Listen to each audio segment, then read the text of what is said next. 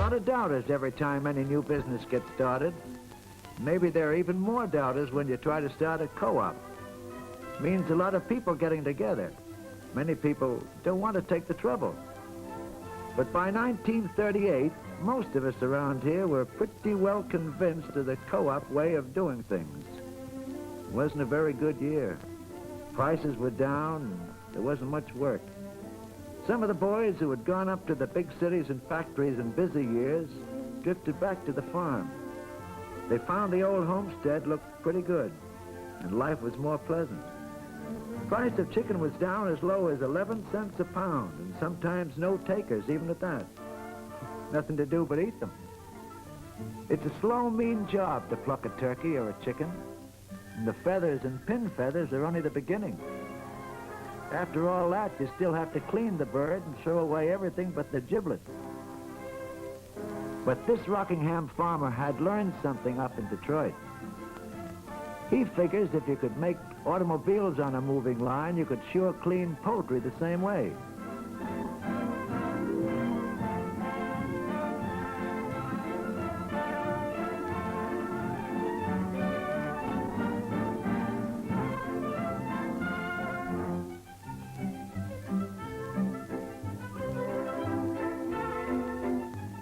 He sketched out his idea of how it would work.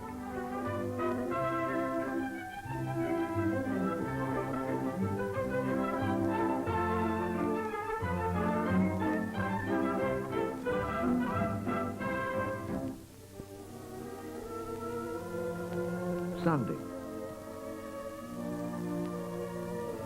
Just about the only time to show his neighbors the new idea.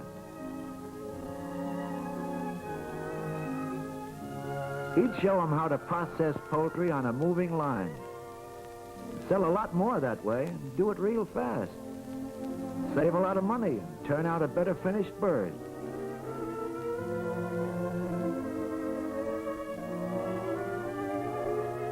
Some of them said he was dreaming.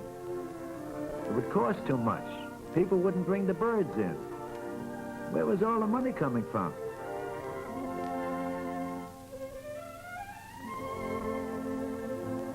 He told them you could run pretty near everything as a cooperative. Store, milk plant, cannery. There wasn't any reason not to run a poultry plant as a co-op. Some of them said it was too big. You'd never get the money.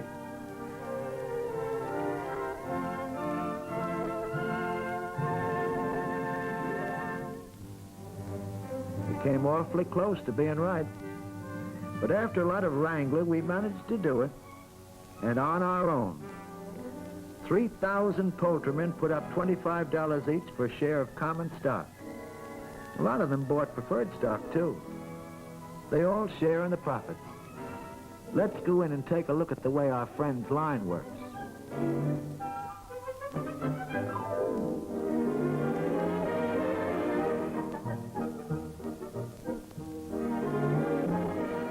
Rubber beaters strip off the feathers. They are dipped in hot wax. After cooling, the wax is stripped off. That takes care of the pin feathers. Some of them are sold whole. They're sorted out by weight. Another line takes care of the birds that are to be packaged and frozen. Here's the government inspector, always on the job. Every bird is inspected to make sure they're all okay. After they've been pieced and sorted, they're wrapped and packed into individual boxes.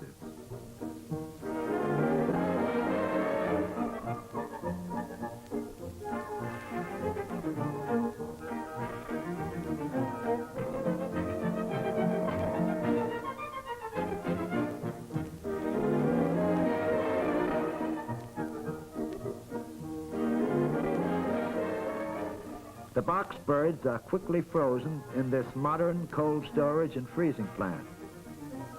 Then they're shipped to the big cities for sale.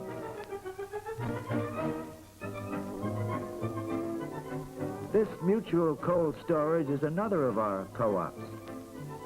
Members can have beef butchered here. They have their own freezer lockers, too. One more thing we do cooperatively in Rockingham County. Any true co-op is actually run by its members. The members choose a board of directors like any other big business. The board tells the manager what to do and decides important questions by vote. They have complete control.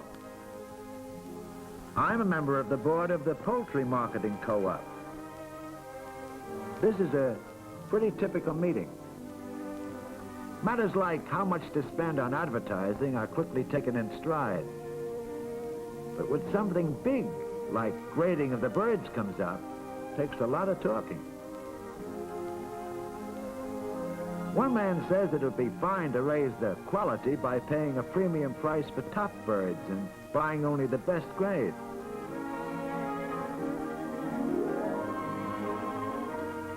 Another thinks that wouldn't be fair to all members. A lot of them aren't equipped to produce top quality birds. But they're all members and they have the right to sell what they produce. Finally, it's decided to grade by the flock instead of the bird. That way, we'd pay a premium for a top quality flock and a lower price for second grade flocks. Simple, and it puts the emphasis where it belongs, on the flocks. That's the way it works.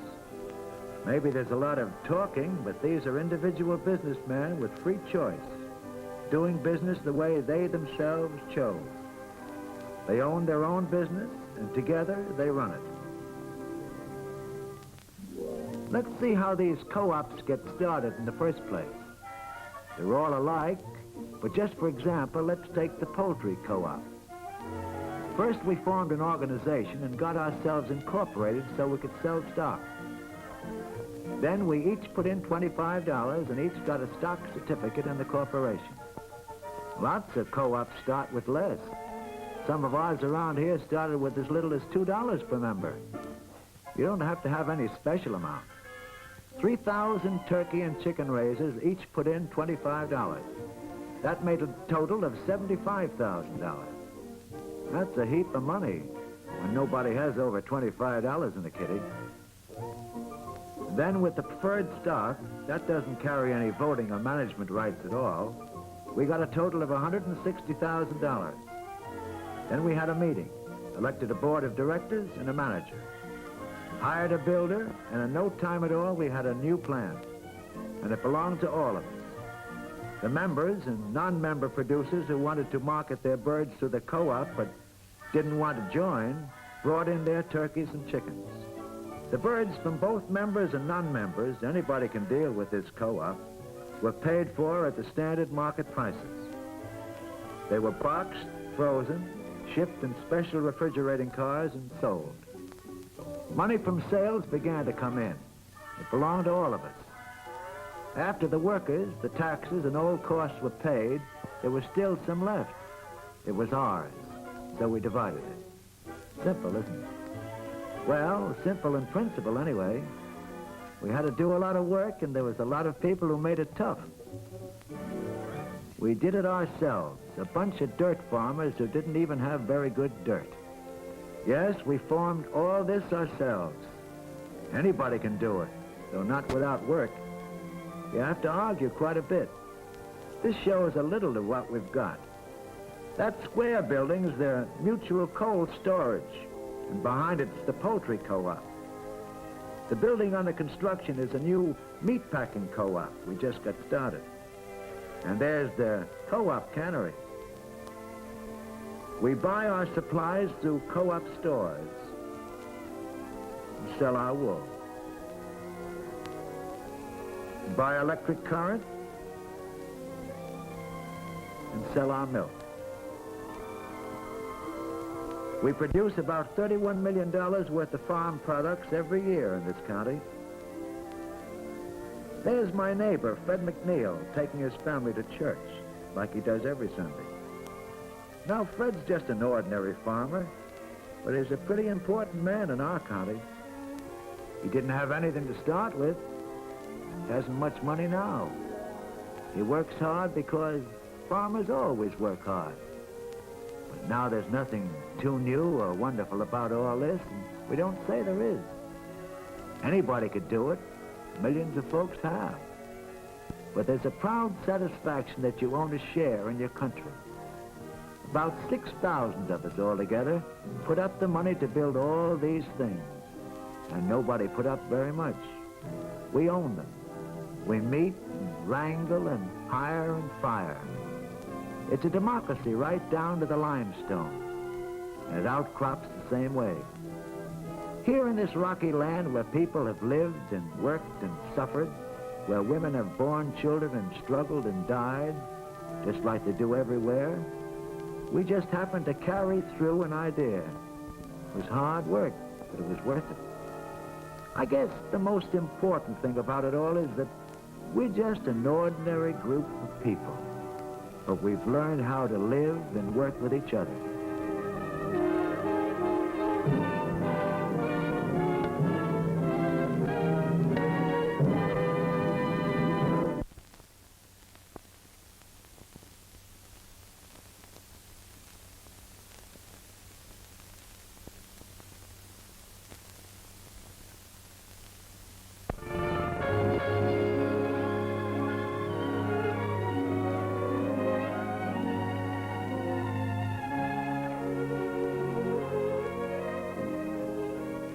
This is Rockingham County, Virginia. It's my home, and when I get away from the store, I like to come up here and look at it.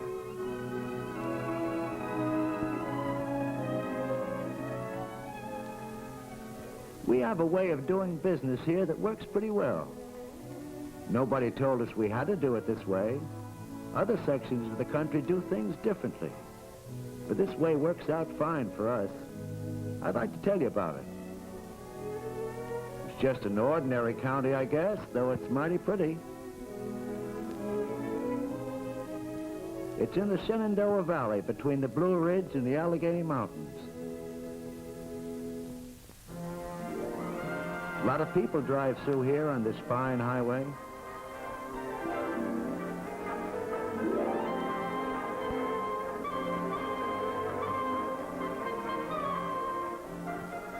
Tourists come through by the hundreds.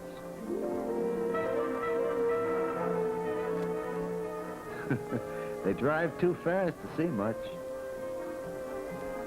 But if they slowed down, they'd see pleasant little villages with fine old houses. It's old country for this part of the world. First settler built his house in 1727. Here it is. Of course, they've patched it up now and then.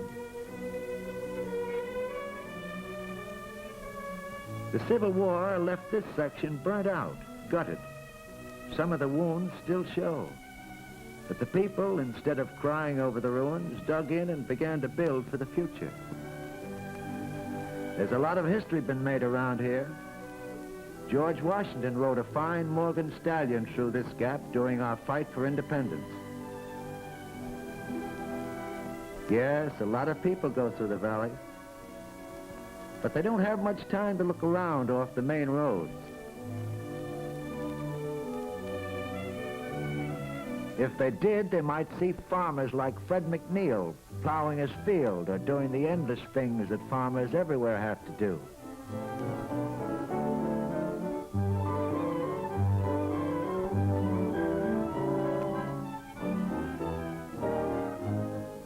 It's a rocky 70 acres, but then the whole country around here is rocky.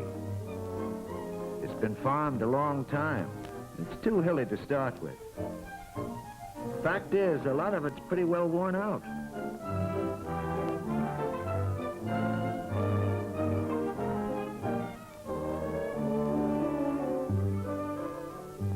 Fields must be fertilized.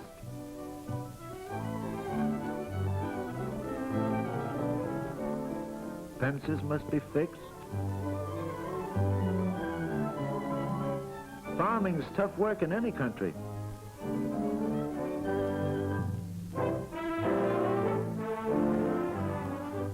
Raise a lot of turkeys down here.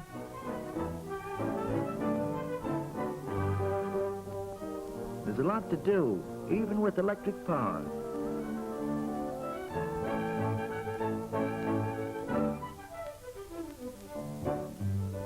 Where you've got chickens, you've got eggs to sell.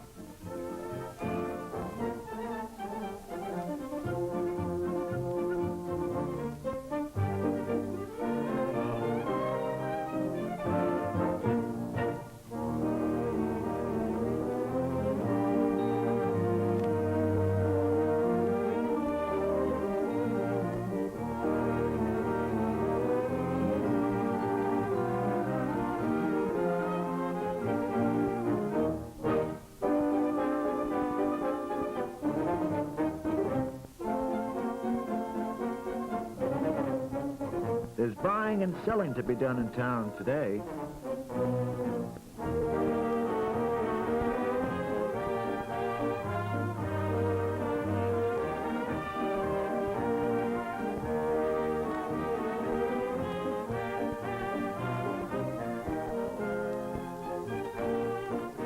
This is Harrisonburg, the county seat. It's a shopping center for everybody around here. It's a good, friendly town, just about like any other. But it's a little different from a lot of other towns in this country. Most of the people in this region decided to go into business together. We organized cooperatives, a lot of them.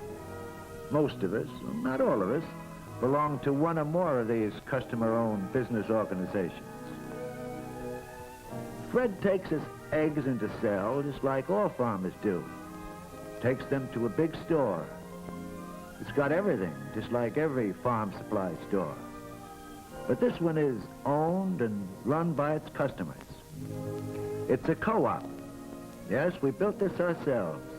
Started with the buying club. That's where a lot of farmers all chip in to buy a carload of fertilizer or something to save money by buying in large quantities. Now we get everything the same way. The store buys for all of us. We buy each other's farm products and sell them on the open market. We buy the finest supplies in quantity lots at good prices to sell to our members. Started with a little shed. Now we've got this $100,000 store and 4 branches out in the country. 4,500 of us put up the money. We own it, and we run it. I've been with it since it started. In fact, I'm a storekeeper here.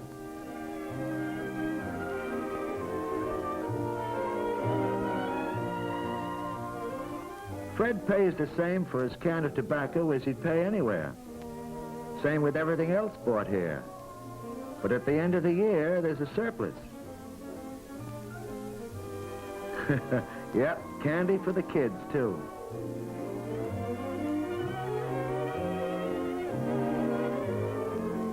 Everything we farmers need. Shoes, all kinds of hardware. Everything the farmers need or want.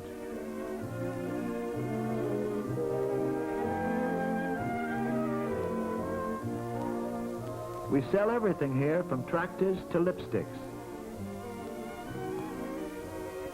Fertilizer or feed and special mixtures for any requirements.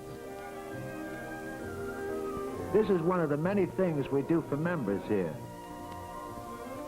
Does all this equipment make money? It sure does, though we call it surplus rather than profit. But it's all money. Every year we have a meeting and all vote on how much we want to put back in to expand or buy new equipment. Then we divide up what's left, and every one of our 4,000 members gets back in cash a percentage of his purchases during the year. Generally, it's about 8%, and he also gets a bigger share in the plant. Last year, it averaged about $120 apiece. Yes, we have our own gas station, too. Gas, oil, tractor fuel, everything needed to feed the modern workhorses. There were a lot of people who didn't believe in this at first, thought the farmers wouldn't get along with each other. They were too independent by nature. Getting it started took a lot of talking to people who couldn't quite get the idea. They thought it was too complicated and couldn't be made to work. Well, it did work, and now most of the doubters belong. We all own it, we all manage it, the way we think best. Here's another business run the same way, a milk processing plant. While the kids and Mrs. McNeil look around town, Fred delivers his milk. He belongs to this, too. Matter of fact, Fred belongs to a number of co-ops. Some of the people in the county don't belong to any. Others have joined all of them. Just depends on what they have to sell and what they want to do. Fred gets a better price for his milk here. Besides that, gets his share of the plant's surplus. Works the same way as the store. Every member owns it and runs it. The milk is weighed and credit is given to the farmer. A sample is taken of each farm's milk as it comes in.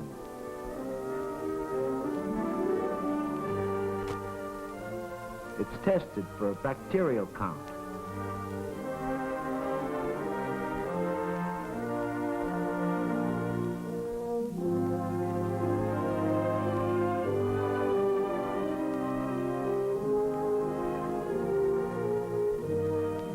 "90% of the milk sold in Harrisonburg goes through our plant.